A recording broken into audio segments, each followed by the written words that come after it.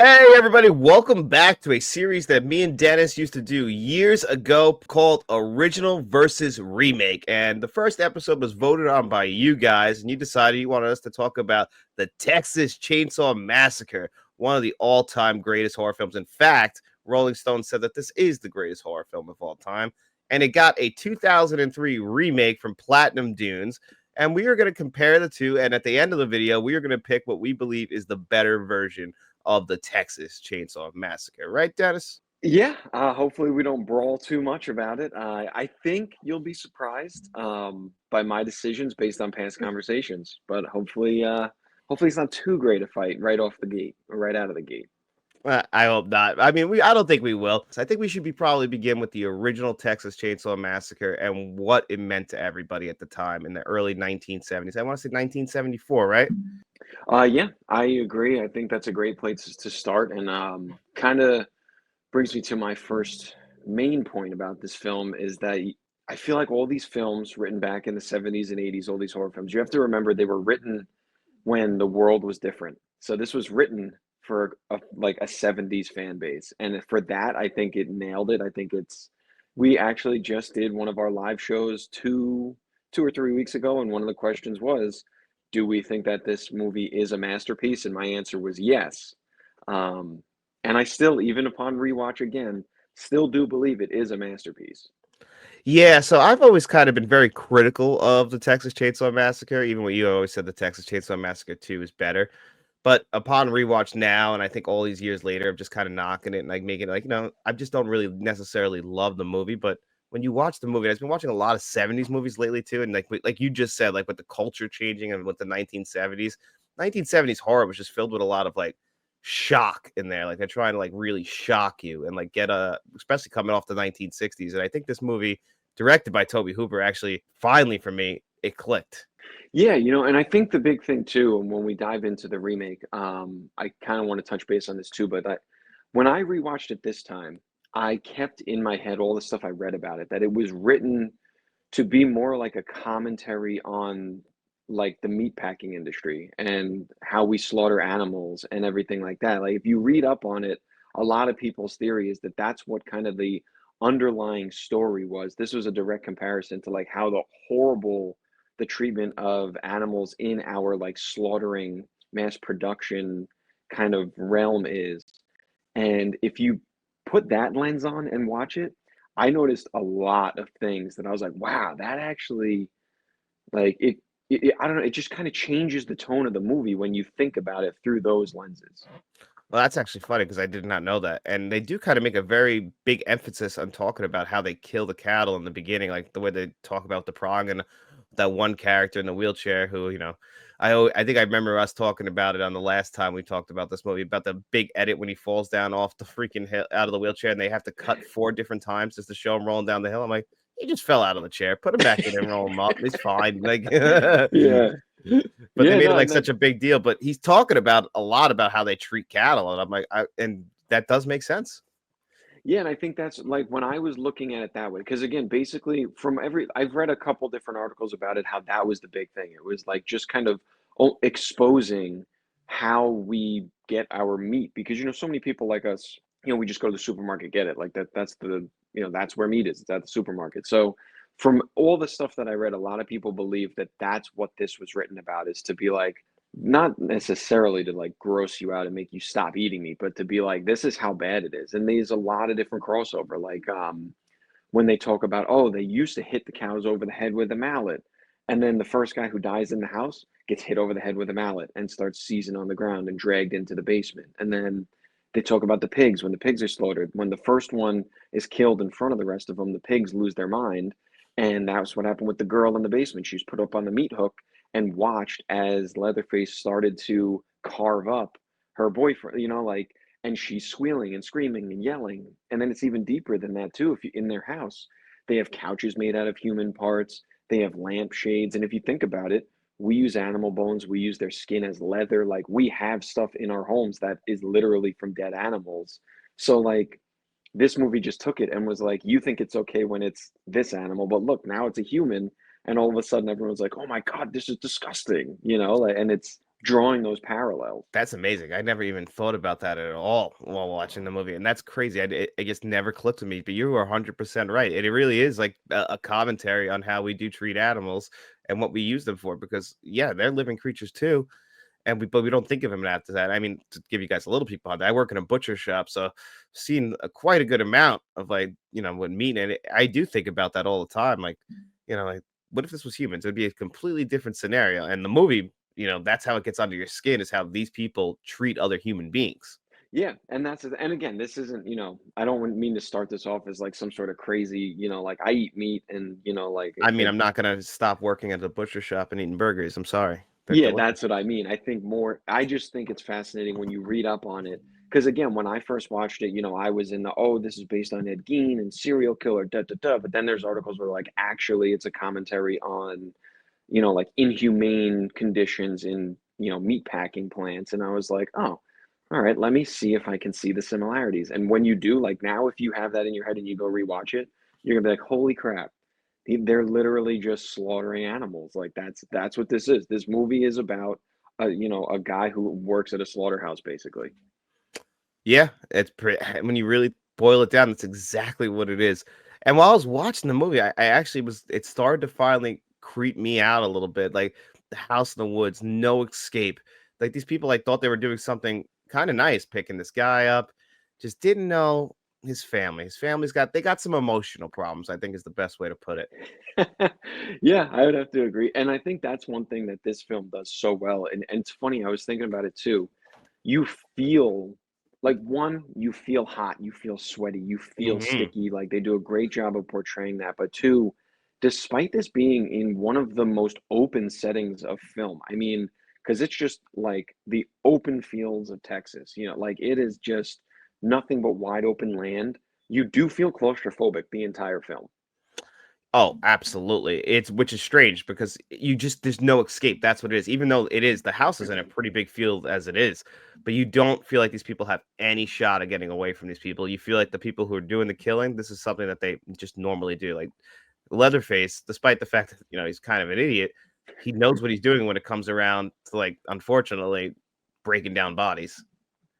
Yeah, and I think the other thing that surprised me about this film, and we kind of touched on it when we talked about it a couple weeks ago, but now rewatching it, they're really, it's incredible the balance they have between uncomfortable, unsettling imagery and gore, because we're in an era now where I feel like every movie that's a slasher film, it's about the kills, but not just the kill, it's about how the effects look, making it as gory. I mean, look no further than the Terrifier films. That's Oh yeah. all that is a special effects guy making kills in a film, basically. There's not much to it, and that's what all film is. But this film, despite being one of the scariest, most unsettling, and really honestly disgusting movies, there's really not a lot of gore. Like there's a couple moments of blood splatter, but there's not a ton. Like you don't see a lot of limbs flying off or anything like that? I think honestly the grossest thing in the entire movie is the opening shot of that decomposing body out in the field that they find, like Yep. with the sun setting. And it's like horrifically beautiful in a way because from the filmmaking standpoint, I'm like, this is a beautiful shot. But then if you think about it, you're like, that's a body that they just propped up in the sun, a human body. And then of course that kicks right into what I loved. And they do this in both movies. I think it's the same guy or maybe even the same recording. I love the like news piece in the beginning. It makes it feel so real and brutal. The film which you are about to see is an account of the tragedy which befell a group of 5 youths. What? Did you say Utes? Yeah, him reading like, oh, what they did, these friends were just trying to live their life, like that whole thing it's incredible and does make it feel more, it adds a touch of realism to it. And also what I love too, and this is something I feel like a lot of horror movies don't have anymore, is like a signature sound. Mm. That sound in the beginning, I don't even want to imitate it, but if you've seen it, you know what it is. Damn. Yeah, Something like that. that? Yeah. Yep, exactly. That sound as the guy's talking and the flicker of the camera on the dead body, like all of that together, just the opening like 15 seconds of credits, you're like, okay, this is gonna be scary. Yep.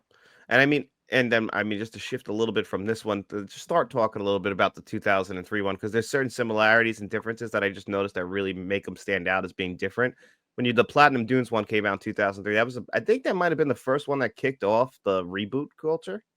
I believe it was, and also it was early stages of your least favorite like tinting of films. Well, that's what I was just about to get into, because when I'm rewatching the Texas Chainsaw Massacre, I'm surprised to realize, like, I mean, I always noticed the red door behind Leatherface. Like, I was like, that always stood out, but it's a much more colorful film, despite the fact it came out in the mid 70s, than an early 2000s film that has to have this green filter over the entire movie. And that just absolutely still drives me insane. Now, to be fair, it's the same thing with Friday the 13th on 9, and Arrow Video fixed that with their 4K Blu-ray release, which is like a big check mark for me. They're bringing out the new the beginning, which is the prequel sequel to the 031 one, and the 031 one, the 4K Blu-ray. So maybe they'll fix that. That would be nice because that was I thought of you when I was rewatching it too, because I know when we talk about all the remakes, and there was that period of time, it was from like 2003 to like 2008, I feel like, where every single horror movie that came out had that green tint over it. Every single film. And it made it just kind of dark and flat. And, like you said, that sunset shot in the original was a beautiful shot because there was a lot of contrast. You had the sun setting, you had like the actual body itself. You had all these different natural lights and everything coming. Whereas in the 2003, it's like everything is just like greenish yellow. Yeah, the entire movie. Not to say that there isn't some good filmmaking in the 2003, because as we get into the opening parts, they're very similar. They're just a bunch of bunch of kids traveling through Texas. The original one, they feel like 1970s kids, and this one, they unfortunately, even though it's supposed to be the same year, they feel like early 2000s kids. But when the girl blows her brains out, that's an incredible shot. How they pull the camera all the way from inside the front seat, all the way basically out of the vehicle in a one shot, showing them getting out and everything. Like, that's great filmmaking. I can't take anything away from that. Yeah, and that scene itself too is the one that stands out. I feel like if I had to pick standout scenes in each film, like the first one would be that dinner scene where Sandy's tied up and they're just kind of screaming at each other. And then in the new one, the '03 remake, it would be that, with the girl in the car crying, no, you're going the wrong way, you're going the wrong way. And then, shooting herself. And like you said, that shot where it's through, and I'm pretty sure it goes through the bullet hole, doesn't it? The Yeah, camera? it goes from the front seat all the way through the back seat bullet hole, like through the window until where they're outside the car and them getting out. Like, it's a one shot. It's beautiful. Yeah, so they did a lot of that stuff. I think this is where my mindset this time changed. I did a little bit more of like a critical viewing when I watched the remake. And as I said, the one in the '70s was written, I believe what I read, that it was written more as like a societal piece, like about the butchering and everything like that. So it had a point, it had a message that it was trying to get across. Also, I feel like a lot of these movies were written the '70s and '80s, the camera work, the act, everything about it just fits horror so well that when you try to just place it in the future, this remake, to me, when they did it, they decided we want to just make it like a scary serial killer movie. We don't care about the message behind it. We don't care. Like, what we care about is there's a crazy man who wears people's faces and kills people with a chainsaw. So that's what they went in on. They picked a new actor for Leatherface who was terrifying, to be fair. He's a much scarier version of Leatherface in this one. And I think the family, too, with Mama and the sheriff and all that, like, I think the family dynamic is a little bit more chaotic, a little bit more unsettling than in the first one because they're not as, I don't know, they're more of a family dynamic that makes it more creepy to me, but it loses a lot of its charm, I feel like.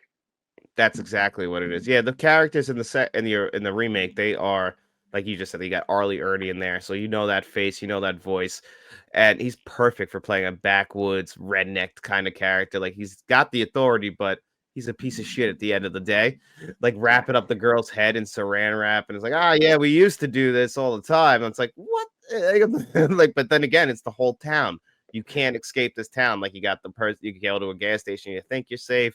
No, you're not safe any which way you go in this town. I think they kind of expanded it, whereas the original one, it's pretty much confined to the one house.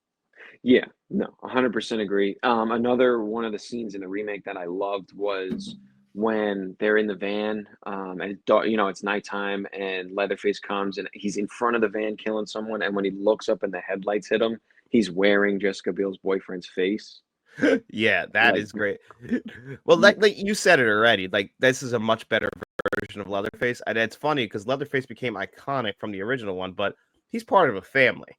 in this one, like, yeah, he's part of the family, but he's a ruthless killer in this. Like, it almost feels like in the first one, he's taking orders. Like, he is in this one too, but he feels a little bit more like his own entity, like almost like the Leatherface that we had been promised since the 70s.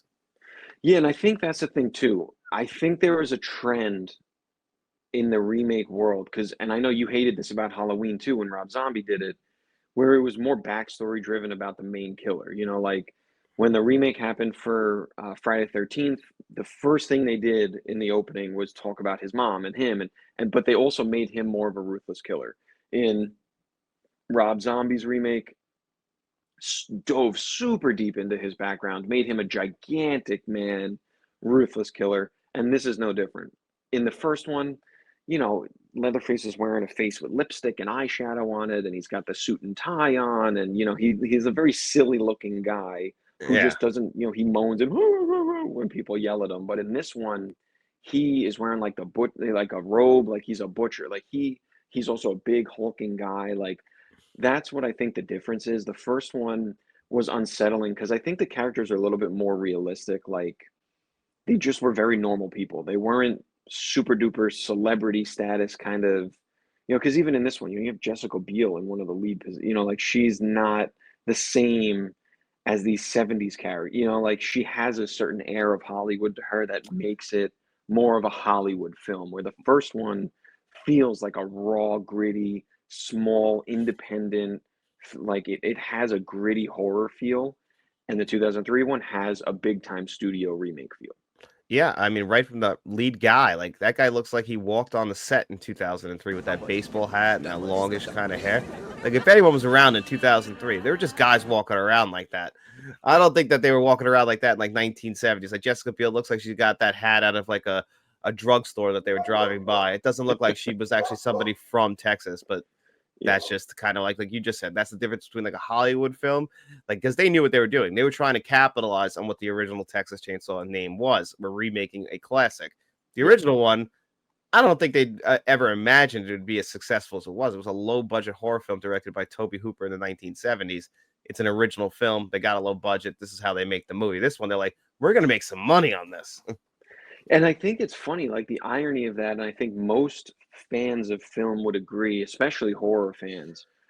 The low budget originals are always better than the high budget remakes. If you look at historically, like even the first Halloween, John Carpenter's talked about it a lot. Like none of them had money for the first Halloween film.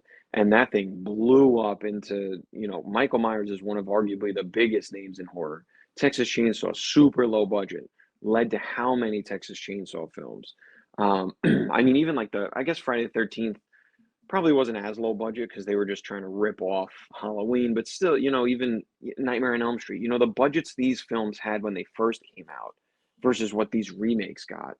It's insane. But the original film, I think that low budget nature of it also like helps that it was original. So the guy writing it or the girl writing it and directing it, they had a vision, they had an idea. This is what they wanted. This was their baby. So they put everything they had into this. And even with low budget, they're like, we're going to do everything we can to make it great.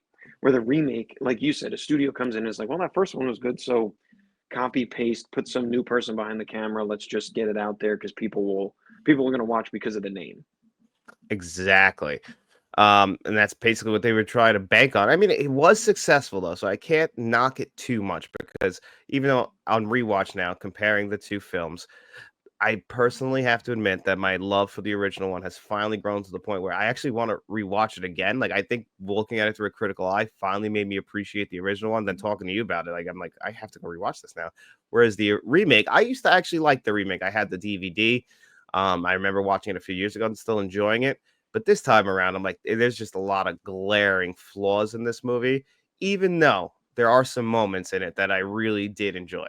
Yeah, I mean, so my thing is this. I struggled with this one a lot because from a critical point of view, I agree the original is it's the superior film, storytelling, what everything about it. But in my fan point of view, like in terms of rewatchable, you know, how many times am I going to go back and sit through it? Like the first one is a classic to me because it's so uncomfortable and so unsettling with everything. But because of that, I don't love to go back and rewatch it regularly. Where like if the 2003 one was on TV or something, I would stop and watch it because, and that's what the big difference is that I was talking about before. It was made to be just a very vanilla cookie cutter horror film just to match all the other slasher films out there. So in terms of being rewatchable and just easy to get into, the '03 one would be my preference. But if you're talking about which film is just better as a whole, the original, 100% agree. The original is the best, in my opinion, in the whole entire series. Yeah, I know you I'm love gonna bad say films. well, it's not fair. Like, I think the Texas Chainsaw Massacre 2 is I get more enjoy it's more enjoyable, but it's a spoof. It's directed by Toby Hooper as well. It's just a spoof of the original one. So it doesn't work unless it's a more enjoyable film to me. But I mean, the original, you gotta give the movie its flowers. I mean, I think in our first video here of doing the original versus remake, I think this is one of the easier ones. We're talking about one of the greatest horror films of all time. Um, I finally can appreciate this movie for what it is. It really actually got under my skin in moments. I don't know if I just never really gave it a fair shot. I was too busy laughing at the kid in the wheelchair falling down the hill with the 5 edits. I'm not laughing that he's handicapped. I'm just laughing that somebody in the editing room thought that this one shot needed 5 edits. But you know, whatever. Yeah. I always thought maybe I'm just too busy thinking about jokes to make about the movie when I should be sitting back and enjoying a classic horror film. Yeah, and I think what you said about Texas Chainsaw too is the same opinion I have of the '03 one. Like you said, it's easy to watch. You know, like you said, it's a spoof, it's a fun film to watch. That's what I feel about the '03. I don't think it's a better movie by any stretch of the imagination. I think it's lower than the original for sure, but it's not, it's like not as unsettling. It's because it's just so, it feels very cookie, it feels modern. Feels like in the '03 one they were like, let's up the gore, let's up the chainsaw on camera and so it's just kind of like, whatever, I'll watch it. Where the original, I feel like you have to be in the mindset, like, okay, I'm going to watch the original Texas Chainsaw today, and like you have to mentally prepare yourself to sit through it because it is a very complex like film, and it I don't know, there's just something about it that when you sit through it, you have to be ready to sit through it. Yeah, I mean, there's a lack of score in the movie. It doesn't, feed you anything. It doesn't want you to feel comfortable while you're watching the movie. That's kind of the point, and maybe that's why it always kind of bothered me. The movie had its design, and it kind of got me. I don't know, but this time when I'm watching, I'm like, this just like the room with all the feathers and everything in there. Like that's some creepy looking imagery. You cannot like that's something that's original to this movie. Yeah, even the couch that was completely outlined with the skeleton. You remember that part? Like the arms of the couch were literally bone arms with hands on the end. I And think there that's where was like, Jeffrey Dahmer got the idea, right? probably, yeah. I mean, I know there was some inspiration from the Ed Gein. I believe, I mean, I'm not an expert on it. A lot of people, misconception is that he was a serial killer, but I think he was a grave robber. And he made a lot of furniture out of people's bodies. And he actually did make a suit out of women's skin. That's real. Like, that's a true story. I think that's where the inspiration for a lot of this, like Leatherface and wearing the people's skin and the lampshades and all that were based on this Ed Gein guy. He didn't go around with a chainsaw hacking people up, but he did do a lot of the almost the worst, the weird like lampshades out of skin and couches made of bodies. All that stuff is actually based on a person. That's just crazy. I don't understand where you even get the idea to do that. Like, I get like, okay, like I can understand serial killers get that pull to like go kill, but I just love killing. where do you get the idea? You know what this room needs? I'm really gonna get a new decor in here. I'm gonna tie this together with some human skin. Yeah, yeah, no, that, and I think that's like you said, that's the part when she falls in the kitchen. There's the feathers and the bones everywhere. There's just that chicken hanging in the cage. Like, there's such random things all over the place that you're just like, this is all also unsettling in the original. That scene where they cut her finger and put it into Grandpa's mouth, and he just starts sucking the blood and dancing in his chair. How disturbing was that? Oh, Grandpa's fucked up, but Yeah. I mean the whole family is. But you actually kind of touched on a little bit in the differences. Like they're much more angrier in the second one. Makes you think that maybe in the first one, like these people just they don't generally know better because they're stuck in the middle of this like backwoods town, and unfortunately, like to them, this is normal. But Mhm. they have to. I assume they realize because they're killers, but like maybe they just don't generally think of themselves as off. They're just in a different part of the world. I don't know. In the second one, Like they're just fucked up people. Yeah, and they know it in the Yeah. remake. In the original, it almost has like a touch of like backwoods kind of incestuous family vibes, you know, where they're all kind of they're not mentally all there, but they don't know that because they don't know any better because this is where they grew up. In the remake, you know, they clearly know what they're doing is wrong, and none of them seem really like to not be there. You know, they're mentally messed up, obviously, for what they're doing, but there's not really anyone who's as like mentally slow or so. I don't know how to describe the people, you know, because like the hitchhiking guy, clearly not all there. No. Uh, the guy at the gas station is also like a really odd, just something's mentally off with him too. Like they're really, really odd, like slower people. Where in the remake, they seem to be somewhat educated and they know exactly what they're doing. They know that they're wrong. They're just angry about everything that happened in the town. Yep. Exactly. It's just the town's issue now, where the first one is a family issue. Like the family they just seem like regular backwoods people who just got into killing humans and, you know, using everything they could from them. Essentially like what we use with animals, like you just said, like using every bits and pieces. Nothing goes to waste in an animal. You would be surprised. I know I was. Mhm. Yeah, no, and I think that's the big thing. I definitely, again, like I said, rewatchability, much easier watch for the remake, but better film overall. I prefer the original 100% of the way. I feel like we should maybe keep a tally for this series, you know, I moving agree. forward. I think we kind of did. This one's a nice little like proof of concept, like a nice little like low ball. We know that the Texas Chainsaw Massacre, but we also like so this one, the original one wins, but eventually we're gonna fight this one out. I'm sure there's gonna be some where Dennis likes the remake more than I do, and I like the original more than he does, and we'll fight it out. But this week, yeah, the Texas Chainsaw Massacre, the original one, is the clear cut winner. And we both kind of had some ideas for the series going forward, like kind of based on what you guys. We put a poll out this week. We're gonna do another poll for the second viewing. But we do want to get like, you know, the House of Wax remake. I do want to talk about those ones. And I didn't even realize that has 3. Yeah, I didn't either till I saw that one comment You that saw the there was comment? one. Yeah, Yeah, and it surprised me too. yeah. I knew about the Vincent Price one. I love that one, but I did, Mhm. and obviously the 2000s remake of that, which was again a trend that I think started here. But there's Yeah. also a 1933 one. Yeah, I did not know that. So that's something exciting. And honestly, very surprised that this was the pick. When we were talking about setting the poll up, I had told you, like, we'll put one kind of mainstream film out there and let's put two lower one, you know, and that's why we picked House of Wax, and Stepfather was the other one I think we put on there, right? Mm-hmm. And I was thinking, I was like, oh, the audience will probably want to see one of those, you know, not, I don't mean to say lesser known because it's bad, because I love those films too, but lesser known than Texas Chainsaw. We were we were surprised. This one prevailed. It did. Came out of the shadows to win. A movie Yeah. that never wins anything. Well, it won our hearts here today. Yeah, it did. And I had a good time talking to you about this, and we'll put a poll up for the next show. We hope you guys enjoyed this. Let us know. Give us your feedback. Obviously, this is the first one we've done in a while. You know, adjust the length. Is it too long, too short? Leave your comments. You know, that helps us to adjust on these shows. I think people are always afraid. Just don't be mean. You know? We like constructive criticism, not angry criticism. Yeah, we can't do nothing about that. If you're nice about it, you know, we'll take it into consideration. If you call us fucking idiots, then, you know, we're not going to consider you. You just set it up. We're getting at least 5 comments that call us fucking idiots. That's fair. That's fair. Dennis is.